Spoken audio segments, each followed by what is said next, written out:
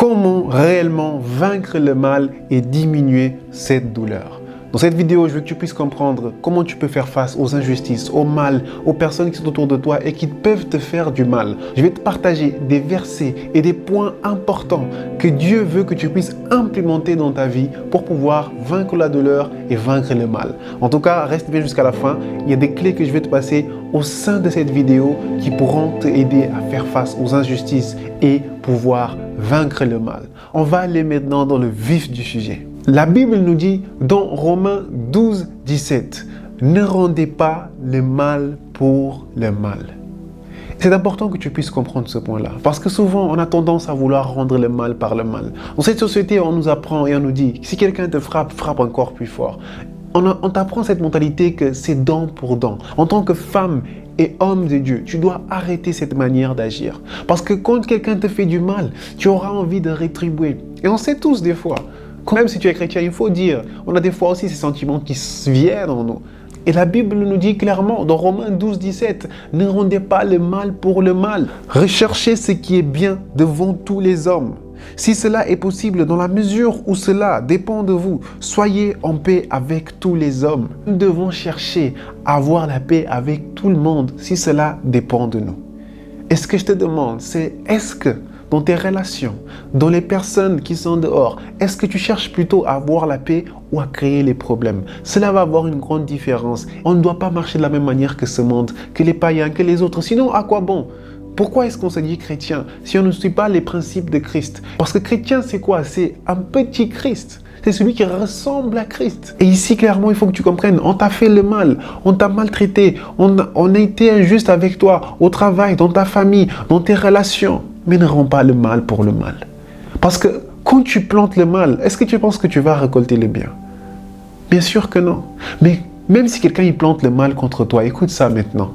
Plante le bien. Parce que tu sais que des êtres humains, tu ne peux rien avoir. Mais Dieu, il va te récompenser.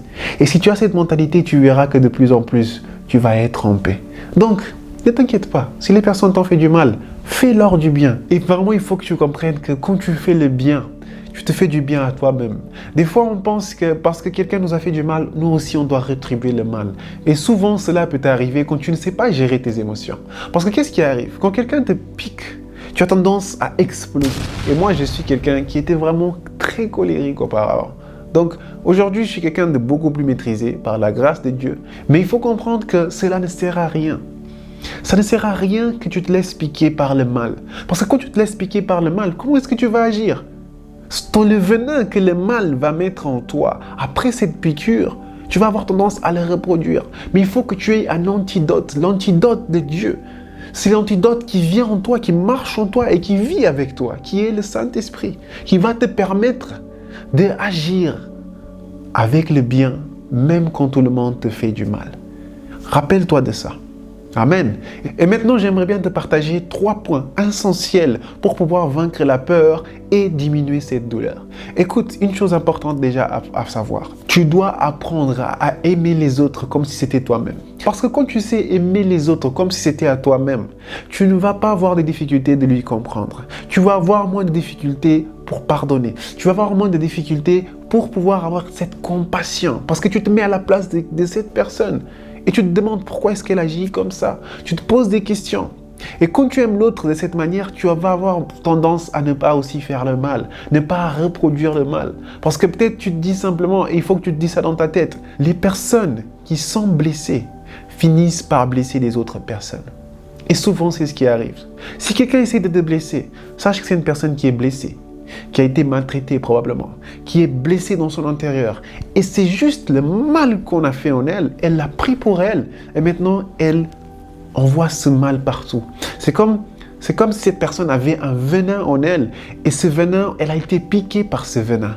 Et aujourd'hui, elle fait que cracher du venin parce que à l'intérieur, ça ne va pas. Des fois, même si on est chrétien, on peut avoir ce venin à l'intérieur. Le venin de la rancune, le venin de la rage, de la colère envers les personnes, manque de pardon.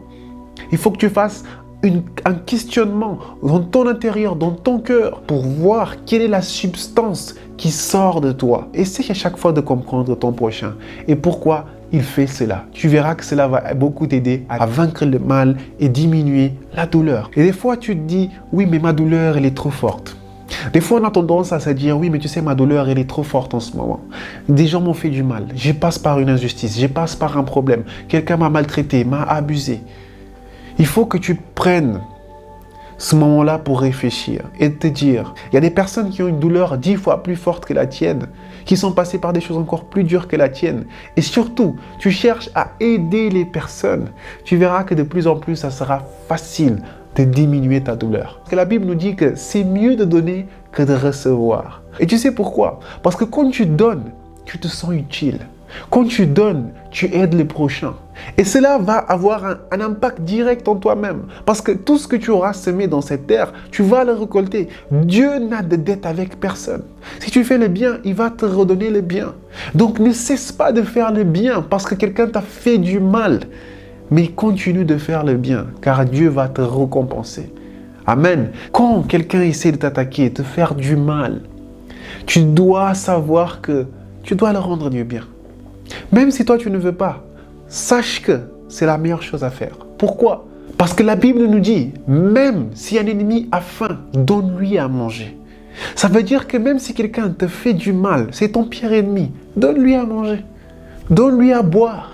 Et tu verras à quel point Dieu va te récompenser. Pourquoi? Parce que il ne faut pas que tu gardes ce mal avec toi. Quelqu'un a essayé de te piquer avec le venin du mal.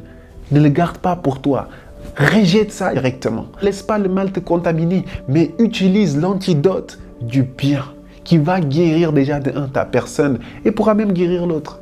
Parce qu'on est bien d'accord que quand quelqu'un te fait du mal et que tu le rends du bien, la personne va rester, mais comment ça? Comment est-ce que ça se passe? Je viens de lui faire ceci et donc la personne me rend du bien. Et ça va beaucoup faciliter ta vie parce que quelqu'un essaie de te faire du mal, essaie de te maltraiter. Tu es déjà préparé, tu es déjà contrôlé. Parce que tu te dis, je ne vais pas rendre le mal. Quand tu sais que tu ne vas pas rendre le mal, tu évites énormément de problèmes. Déjà de un, il faut que tu comprennes et garde ça bien enregistré dans ta tête. Tout ce que l'homme aura semé sur cette terre, il va le récolter. Si tu sèmes le bien, tu vas recevoir le bien. Ne t'inquiète pas. Ne plante pas le mal parce que quelqu'un a planté contre toi et tu sens que tes sentiments, maintenant, tu veux te venger. D'ailleurs, la vengeance est une des pires des choses pour ton cœur. N'aie pas un esprit de vengeance en toi. Quelqu'un t'a fait du mal, tu sais ce que tu peux faire? Appelle-lui et dis-lui que tu le pardonnes. Parce que cela, ça va faire enlever ce désir de vengeance en toi.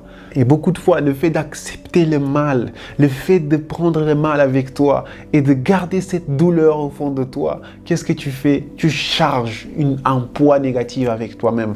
Laisse ce bagage partir. Ne te laisse pas influencer par le mal que les autres t'ont fait. Accepte l'erreur. Accepte que les autres ont pu faire des erreurs avec toi. Parce que, tu sais, toi-même, tu as fait beaucoup d'erreurs envers Christ. Mais il te pardonne à chaque jour. On est des pécheurs, on a peut-être fait quelque chose de mal, mais Dieu nous pardonne à chaque jour. Et ainsi, toi-même, tu dois pardonner ces personnes qui t'ont fait du mal. Pourquoi est-ce que tu devrais charger ce poids dans ton cœur? Le poids de la douleur. Parce que quelqu'un t'a fait du mal. Tu te fais du mal à toi-même. Libère-toi de ça. Non, mais c'est trop difficile. C'est quelque chose qu'on m'a fait et que ça me blesse énormément.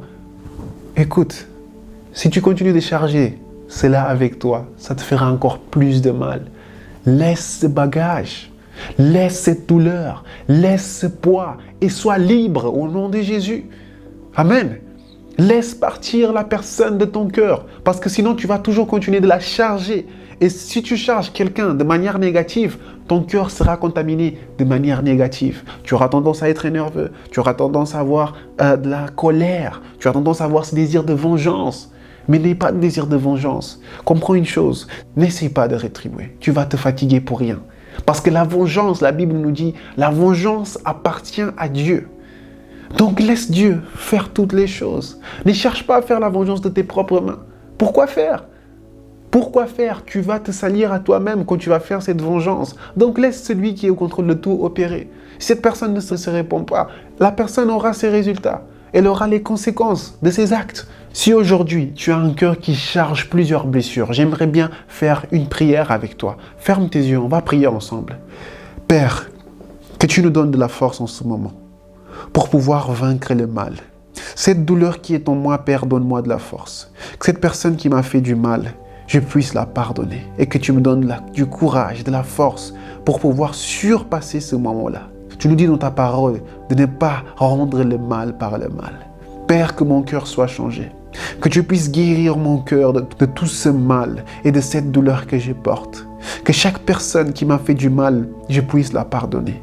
Je puisse laisser ce poids partir de mon cœur.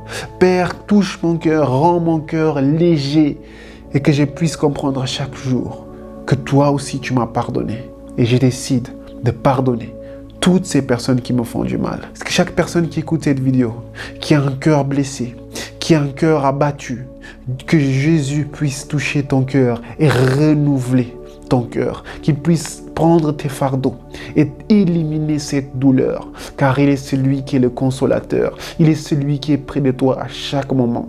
Accepte cette prière et que tu puisses vaincre le mal par le bien. Au nom de Jésus, Amen. Au nom de Jésus. Amen. Laisse un amen dans les commentaires si cette vidéo a fait du sens pour toi et partage avec quelqu'un qui a besoin de l'écouter. Ok?